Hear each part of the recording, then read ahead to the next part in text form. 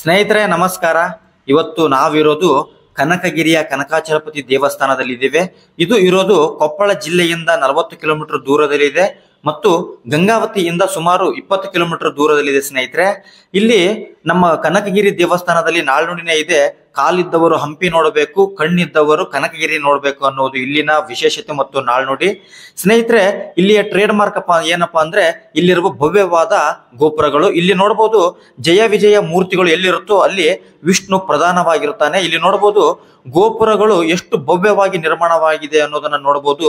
ಈ ದೇವಸ್ಥಾನದ ಪ್ರಮುಖ ಇದೆ ಈ ಗೋಪುರಗಳು. ಸ್ನೇಹಿತರೆ, ಇವಾಗ ನಾವು ದೇವಸ್ಥಾನದ ಒಳಗಡೆ ಹೋಗೋಣ ಬನ್ನಿ. ಇಲ್ಲಿ ಕನಕಗಿರಿಯ ಕನಕಾಚಲಪತಿಯನ್ನ ದರ್ಶನ ಮಾಡ್ಕೊಳ್ಳೋಣ ಬನ್ನಿ. ಸ್ನೇಹಿತರೆ, ಇಲ್ಲಿ ನೋಡಬಹುದು ಮೇಲೆ ಕಲಾಕೃತಿಗಳನ್ನ ಎಷ್ಟು ನೀಟಾಗಿ ಕೆತ್ತನೆಯನ್ನ ಮಾಡಿದರೆ ನೋಡಬಹುದು ಈ ದೇವಸ್ಥಾನದ ಒಳಗಡೆ. ಇವಾಗ ನಾವು ದೇವಸ್ಥಾನದ ಒಳಗಡೆ ಹೋಗೋಣ ಸ್ನೇಹಿತರೆ ಬನ್ನಿ. ಈ ದೇವಸ್ಥಾನ ನಾವು ಪ್ರಮುಖವಾದಂತಹ ಮಧ್ಯಭಾಗದಲ್ಲಿರುವಂತಹ ಮಂಟಪದ ಒಳಗಡೆ ಹೋಗ್ತಾ ಇದೀವಿ ಸ್ನೇಹಿತರೆ. ಇಲ್ಲಿ ನೋಡಬಹುದು ಈ ಮಂಟಪವನ್ನ ಗುಜ್ಜಲ ವಂಶದ ಉಡುಸಪ್ಪ ನಾಯಕರವರು ನಿರ್ಮಾಣ ಮಾಡಿದ್ದಾರೆ ಸ್ನೇಹಿತರೆ.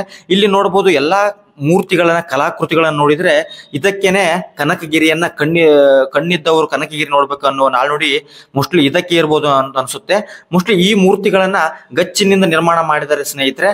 ಮತ್ತು ಇಲ್ಲಿ ನೋಡಬಹುದು ರಾಮನ ಪಟ್ಟಾಭಿಷೇಕ ಆಗ್ತಿರುವಂತಹದ್ದು ಮತ್ತು ಶ್ರೀನಿವಾಸ ಕಲ್ಯಾಣ ಮತ್ತು ಗಿರಿಜಾ ಕಲ್ಯಾಣ. ಇಲ್ಲಿ ನೋಡಬಹುದು ರಾಮ ಲಕ್ಷ್ಮಣ ಸೀತೆ ಹನುಮಂತರನ್ನ ನೋಡಬಹುದು ಸ್ನೇಹಿತರೆ.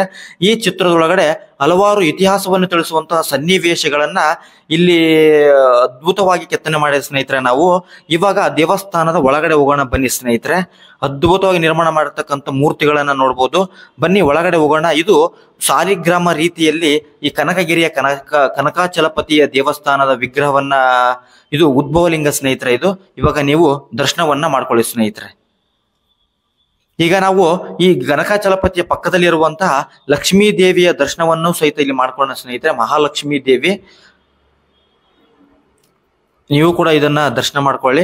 ಈಗ ನಾವು ದೇವಸ್ಥಾನದ ಒಳಗಡೆಯನ್ನ ನೋಡಿದ್ವಿ. ಇವಾಗ ದೇವಸ್ಥಾನದ ಹೊರಗಡೆಯನ್ನ ನೋಡುತ್ತಾ ಹೋದ್ರೆ ಸ್ನೇಹಿತರೆ, ಇಲ್ಲಿ ಮೇಲೆ ಏನ್ ಕಾಣಿಸುತ್ತಲ್ಲ ಸುಣ್ಣದಿಂದ ನಿರ್ಮಾಣ ಮಾಡಿರ್ತಕ್ಕಂಥ ಎಲ್ಲಗಳನ್ನ ಅವ್ರು ಇವಾಗ ಸುಣ್ಣವನ್ನ ಬಳಸಿದ್ದಾರೆ. ಇದನ್ನ ಗಚ್ಚಿನಿಂದ ನಿರ್ಮಾಣ ಮಾಡಿದ್ದಾರೆ. ಕೆಳಗಡೆ ನೋಡ್ಬೋದು ನೀವು ಕಲ್ಲಿನಿಂದ ನಿರ್ಮಾಣ ಮಾಡಿರ್ತಕ್ಕಂಥ ಮಂಟಪಗಳು. ಇಲ್ಲಿ ನೋಡ್ಬೋದು ಈ ಕಲಾಕೃತಿಗಳನ್ನ ಎಷ್ಟು ನೀಟಾಗಿ ಕೆತ್ತನೆ ಮಾಡಿದ್ದಾರೆ. ನಾವು ಕನಕಗಿರಿಯನ್ನ ದೇವಾಲಯಗಳ ನಗರ ಅಂತ ಕರಿತೀವಿ. ಯಾಕಪ್ಪ ಅಂತಂದ್ರೆ ಈ ನಮ್ಮ ಕನಕಗಿರಿ ಗ್ರಾಮದೊಳಗಡೆ ಸುಮಾರು 700ಕ್ಕಿಂತ ಹೆಚ್ಚು ದೇವಾಲಯಗಳು ಮತ್ತು 700ಕ್ಕಿಂತ ಹೆಚ್ಚು ಬಾವಿಗಳು ಮತ್ತು 700ಕ್ಕಿಂತ ಹೆಚ್ಚು ಗೊಲ್ಲರ ಮನೆಗಳು ಮತ್ತು ಗೋಶಾಲೆಗಳು ಇದ್ವು ಅಂತಂತಂದು ಸ್ಥಳೀಯರು ಮತ್ತು ಪುರಾಣದಲ್ಲಿ ಇಂದಿನ ಆದಿಕಾಲದಲ್ಲಿ ಹೇಳ್ತಾರೆ ಸ್ನೇಹಿತರೆ. ನೀವು ನೋಡ್ಬೋದು ಈ ಕನಕಗಿರಿ ದೇವಾಲಯವನ್ನ ನಾವು ಇದು ನಾಳ್ನುಡಿನೇ ಇದೆ. ಏನಪ್ಪಾ ಅಂತಂದ್ರೆ ಕಾಲಿದ್ದವ್ರು ಹಂಪಿ ನೋಡ್ಬೇಕು, ಕಣ್ಣಿದ್ದವರು ಕನಕಗಿರಿ ನೋಡ್ಬೇಕಂತ ಇದೆ. ಅದು ಯಾಕೆ ಬಂದಿದೆಯಪ್ಪ ಅಂತಂದ್ರೆ ನೋಡಿ, ಕಾಲಿದ್ದವ್ರು ಹಂಪಿಯನ್ನ ನೀನು ಎಷ್ಟು ದಿನ ನೋಡಿದ್ರು ಸಹಿತ ಮುಗಿಯೋದಿಲ್ಲ, ಅಷ್ಟು ಇದೆ ಅದು ಇತಿಹಾಸ, ಇಷ್ಟು ಇದೆ. ನಾವು ಕಣ್ಣಿದ್ದವ್ರು ಹಂಪಿ ಕನಕಗಿರಿಯನ್ನು ಯಾಕೆ ನೋಡ್ಬೇಕಪ್ಪ ಅಂತಂದ್ರೆ ಇಲ್ಲಿ 700ಕ್ಕಿಂತ ಹೆಚ್ಚು ದೇವಾಲಯಗಳಿದಾವೆ ಈ ನಮ್ಮ ಕನಕಗಿರಿ ಒಳಗಡೆ.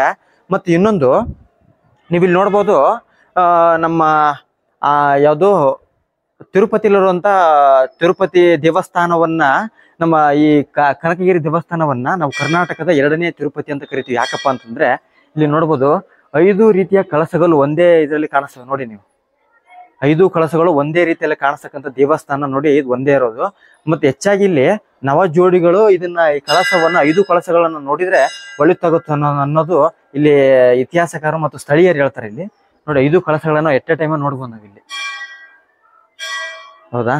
ಮತ್ತೆ ಇನ್ನೊಂದು ಈ ಒಳಗಡೆ ಇರ್ತಕ್ಕಂಥ ಈ ಲಿಂಗು ಇದೆಯಲ್ಲ, ಇದು ಉದ್ಭವ ಲಿಂಗ ಅಂತ ಕರಿತೀವಿ, ಅಂದ್ರೆ ಸಾಲಿಗ್ರಾಮ ಅಂತ ಕರಿತೀವಿ ನಾವು ಇದನ್ನ ಸ್ನೇಹಿತರೆ. ಇದು ಕನಕಗಿರಿ ದೇವಸ್ಥಾನ ಇದು ವಿಜಯನಗರ ಸಾಮ್ರಾಜ್ಯದ ಸಮಕಾಲೀನದಲ್ಲಿ ನಿರ್ಮಾಣ ಆಗಿರ್ತಕ್ಕಂಥ ದೇವಸ್ಥಾನ ಕನಕಗಿರಿ ದೇವಸ್ಥಾನ.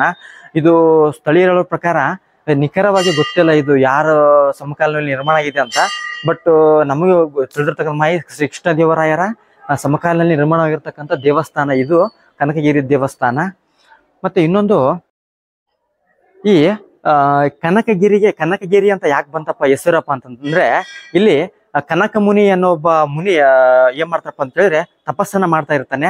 ಆ ತಪಸ್ಸಿಗೆ ಮೆಚ್ಚಿ ಏನ್ ಮಾಡ್ತಪ್ಪ ಅಂತ ಹೇಳಿದ್ರೆ ಬಂಗಾರದ ಮಳೆ ಆಗುತ್ತಂತೆ. ಇಲ್ಲಿ ಬಂಗಾರದ ಮಳೆ ಆದಾಗ ಅದಕ್ಕೋಸ್ಕರ ಇನ್ನ ಕನಕ ಪ್ಲಸ್ ಗಿರಿ, ಅಂದ್ರೆ ಕನಕ ಅಂದ್ರೆ ಬಂಗಾರ, ಸುವರ್ಣ, ಗಿರಿ ಅಂತಂದ್ರೆ ಪರ್ವತ, ಅದಕ್ಕೋಸ್ಕರ ಇದನ್ನ ಕನಕಗಿರಿ ಅಂತ ಕರೀತಾರೆ ಸ್ನೇಹಿತರೆ. ಇದು ವಿಶೇಷವಾಗಿ ದೇವಸ್ಥಾನ ನಮ್ಮ ಕೊಪ್ಪಳ ಜಿಲ್ಲೆಯಲ್ಲಿರುವಂತಹ ವಿಶೇಷವಾದಂತಹ ದೇವಸ್ಥಾನ. ಇದು ಕೊಪ್ಪಳದಿಂದ ಸುಮಾರು 44 ಕಿಲೋಮೀಟರ್ ದೂರದಲ್ಲಿದೆ. ನೀವೇನಾದ್ರೂ ಕೊಪ್ಪಳಕ್ಕೆ ಬಂದ್ರೆ ಅಥವಾ ಹಂಪಿಗೆ ಬಂದ್ರೆ ನೀವು ಮಸ್ಟ್ ಅಂಡ್ ಶುಡ್ ವಿಸಿಟ್ ಮಾಡ್ಲೇಬೇಕಂತ ದೇವಸ್ಥಾನ ನಮ್ಮ ಕನಕಗಿರಿ ದೇವಸ್ಥಾನ.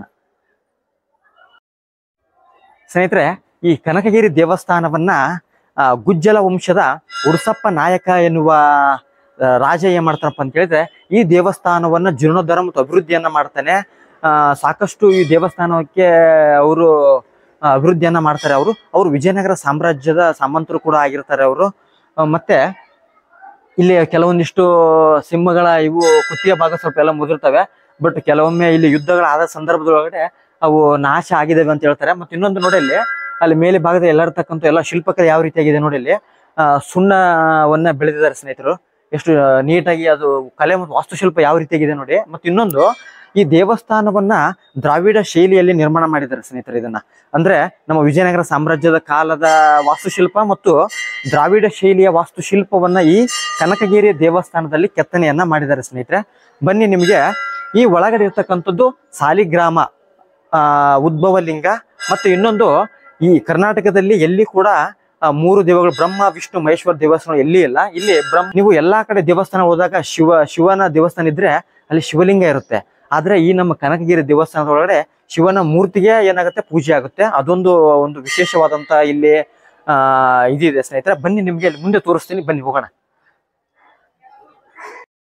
ಸ್ನೇಹಿತರೆ, ಇಲ್ಲಿ ಕಾಣಿಸ್ತಿದ್ದಲ್ಲ, ಇದೆ ನೋಡಿ ಉಡುಸಪ್ಪ ನಾಯಕನ ಚಿತ್ರ. ಬಟ್ ಅದು ಯುದ್ಧದ ಸಂದರ್ಭದಲ್ಲಿ ಅದು ಕುತ್ತಿಗೆ ಭಾಗ ಮುರಿದೋಗಿದೆ. ಅದು ಇವರೇ ಗುಜ್ಜಲ ವಂಶದ ಸ್ಥಾಪಕರು ಮತ್ತು ಈ ದೇವಸ್ಥಾನವನ್ನ ಅಭಿವೃದ್ಧಿ ಮಾಡತಕ್ಕಂಥವ್ರು ಅವರೇ ಗುಜ್ಜಲ ವಂಶದ ಉಡುಸಪ್ಪ ನಾಯಕ.